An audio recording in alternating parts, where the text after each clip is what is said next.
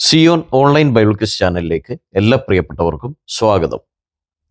ആദ്യത്തെ ചോദ്യം, ഞങ്ങൾ സഹോദരന്മാർ, ഞങ്ങളുടെ അപ്പനും വല്യപ്പനും ഒരാൾ തന്നെയാണ്, ഞങ്ങൾ ആരാണ്? ഉത്തരം മോബാബ് ബെൻ അമ്മി. ഉൽപ്പത്തി പുസ്തകം 30-ാം അധ്യായം 38-ാമത്തെ വാക്യം.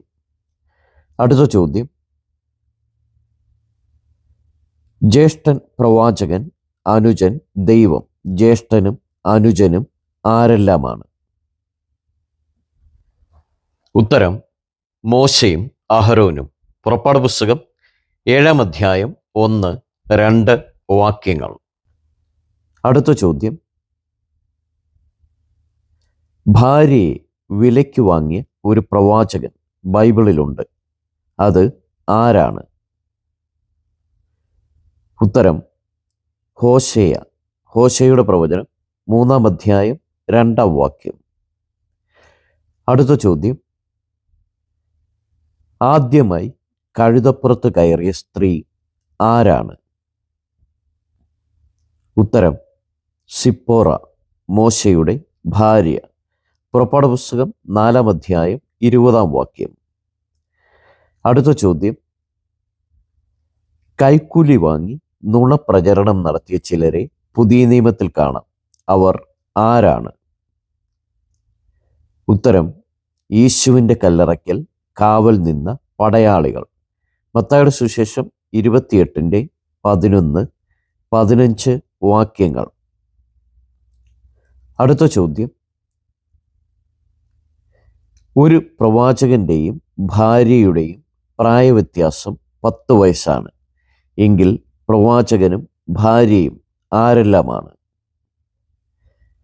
ഉത്തരം അബ്രഹാമും സാറയും. ഉൽപ്പത്തി പുസ്തകം 17-ാം അധ്യായം 17-ാം വാക്യം. അടുത്ത ചോദ്യം, ക്രിസ്തുവിൻ്റെ സാക്ഷിയും വിശ്വസ്തനുമായ രക്തസാക്ഷി ആരാണ്? ഉത്തരം അന്തിപ്പാസ്. വെളിപ്പാട് പുസ്തകം 2-ാം അധ്യായം 13-ാം വാക്യം.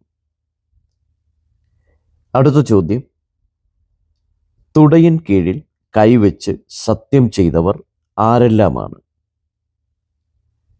ഉത്തരം അബ്രഹാമിൻ്റെ ദാസൻ. ഉൽപ്പത്തി 24-9, യോസെഫ്. ഉൽപ്പത്തി 47-29-30 വാക്യങ്ങൾ.